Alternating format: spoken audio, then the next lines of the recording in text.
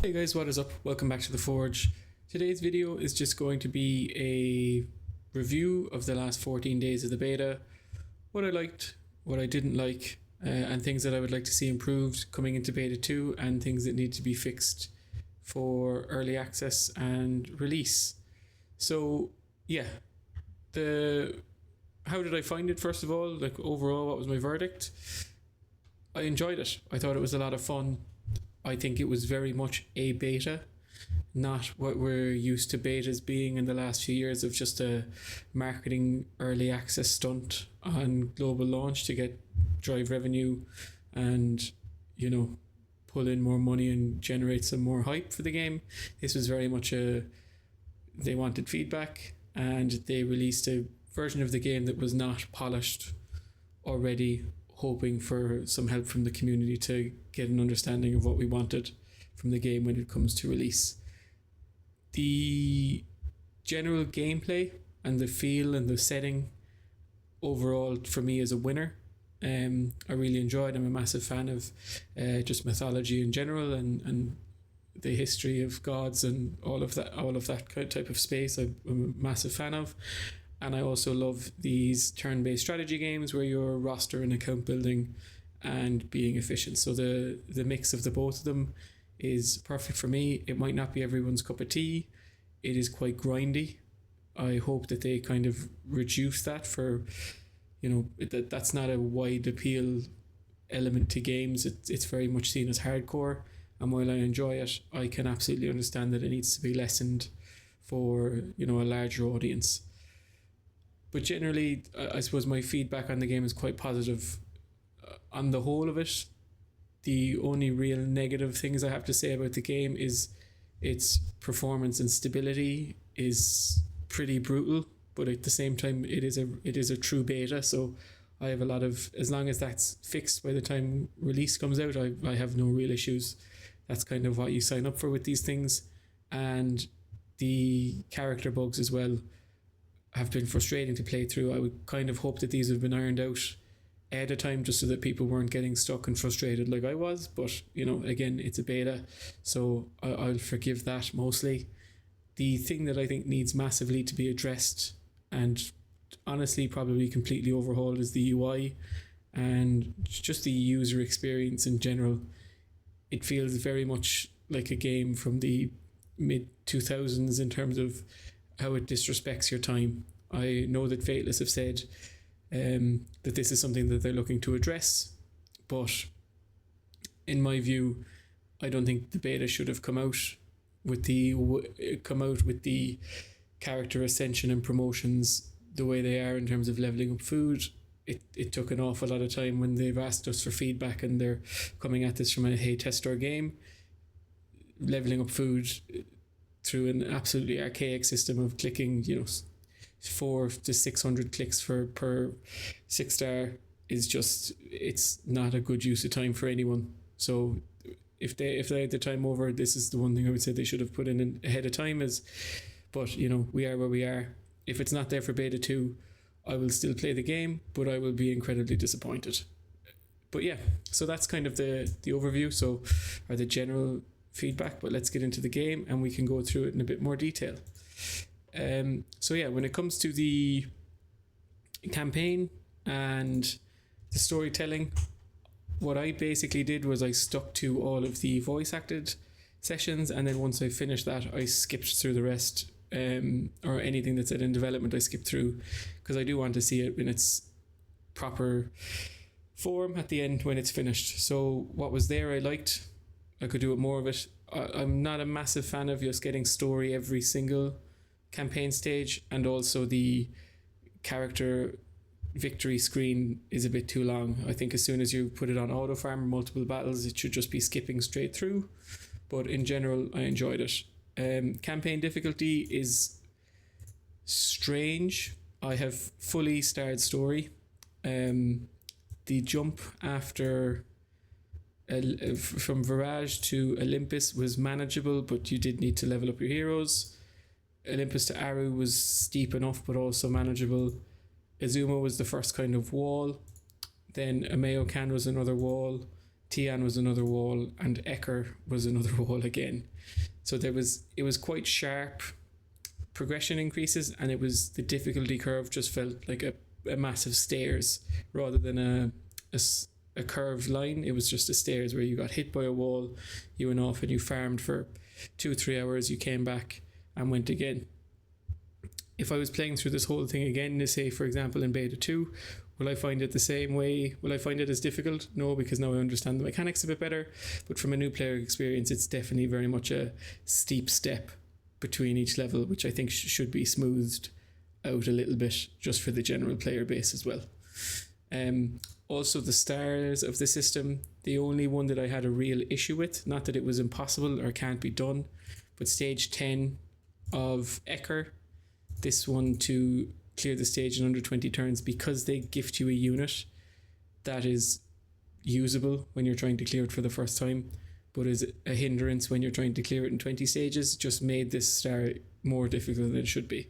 So whether they want to add, you know, 3 turns to take so that he takes a turn every time and you get it for free, whatever they want to do, it's just a point of feedback I have in specifically around that. The rest of them felt fine, if not slightly weird in places. On top of that, adventure campaign has been very, very difficult. It's saying that I'm enjoying it. I'm enjoying the challenge.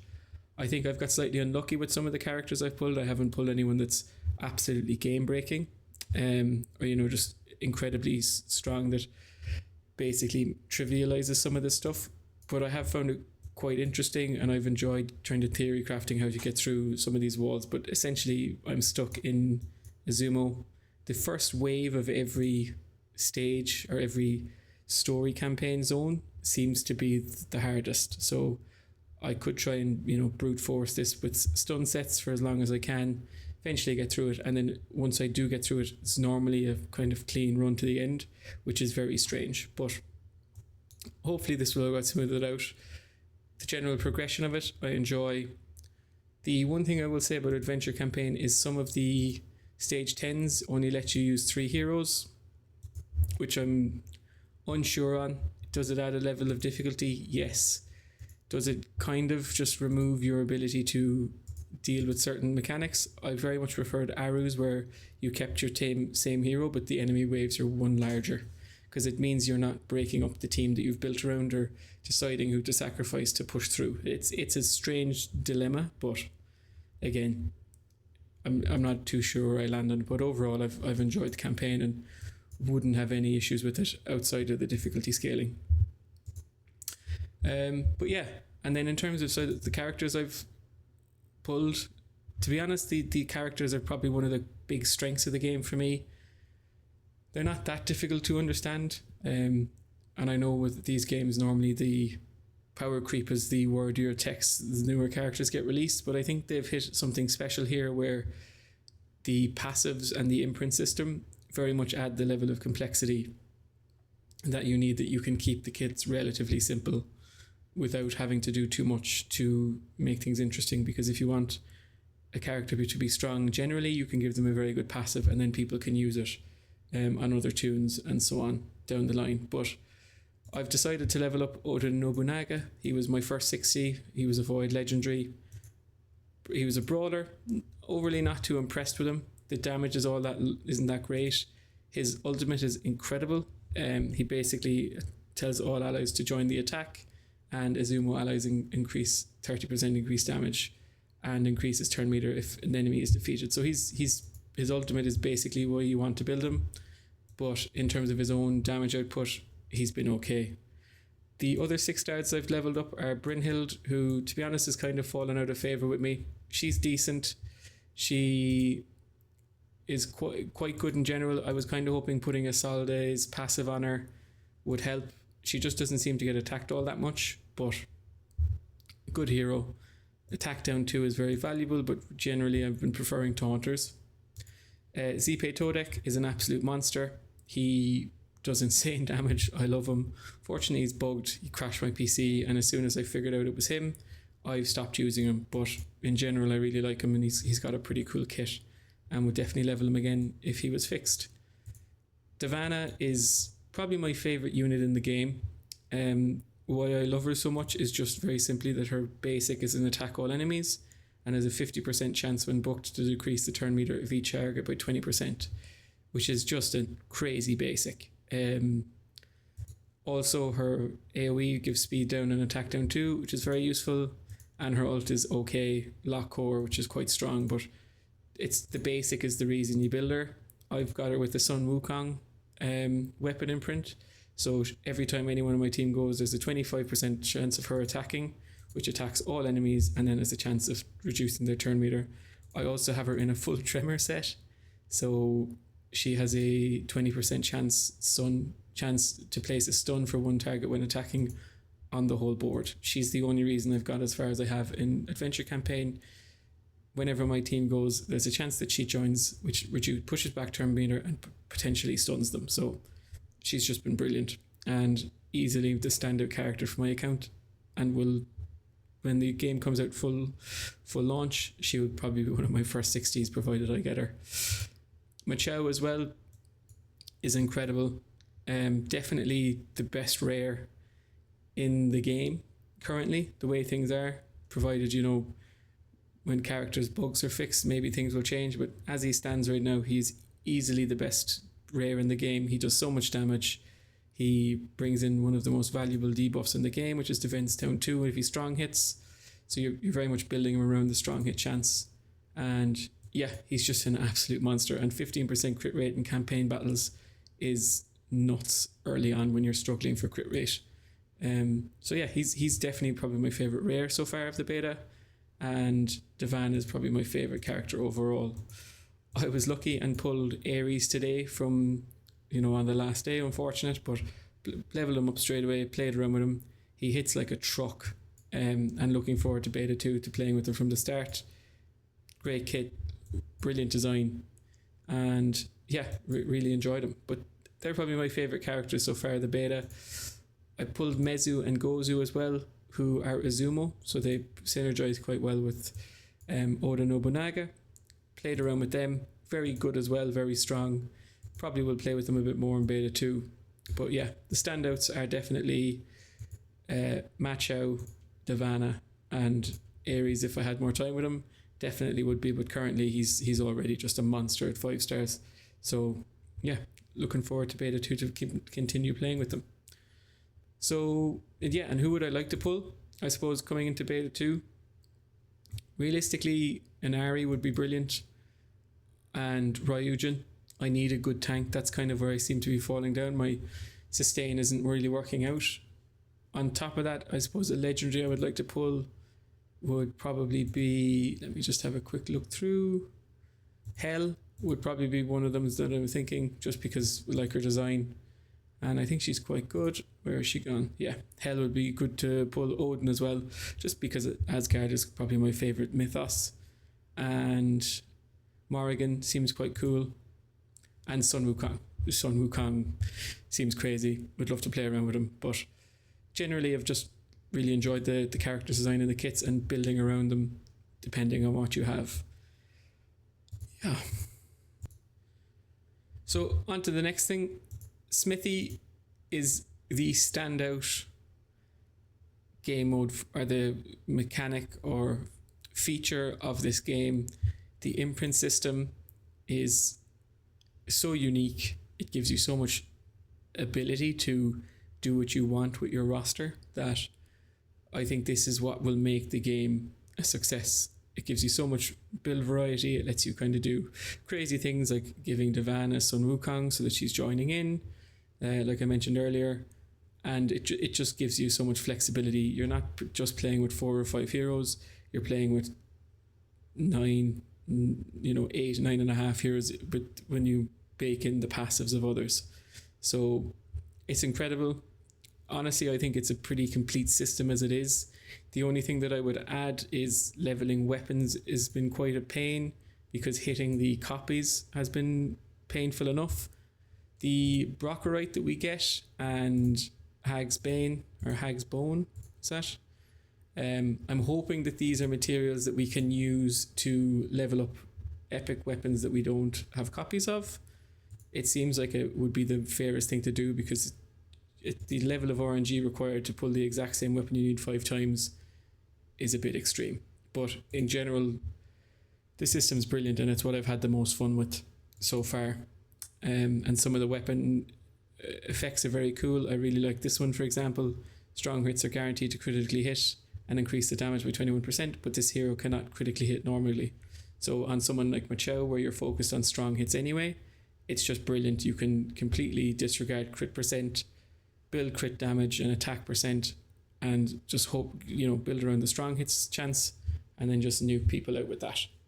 So yeah, it's this system is the most complete, it's the most enjoyable, and it's the most amount of theory crafting and team building, and it's honestly the reason I've stuck around to the game, even with all of the issues.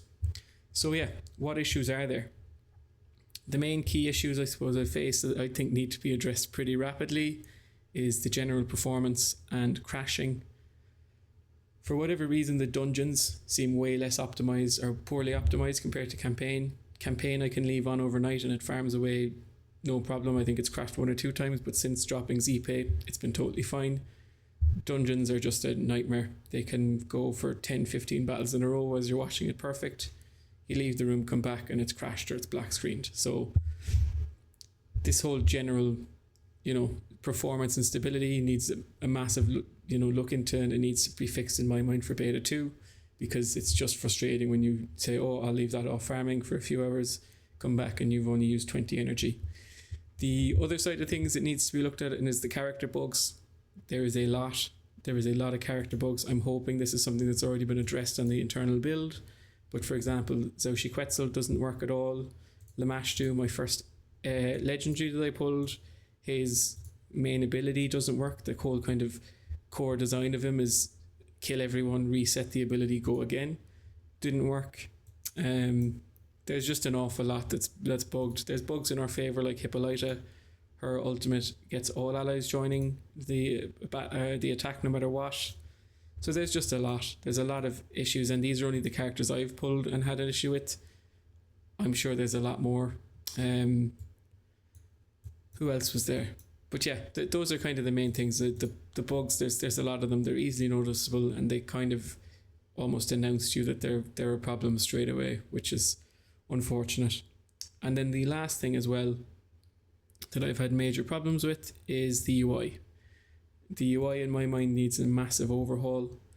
This whole system of clicking into, so the X is here, you click into abilities, you go to upgrade, and suddenly the X changes to here, but you've been trained to click the X up here the whole time.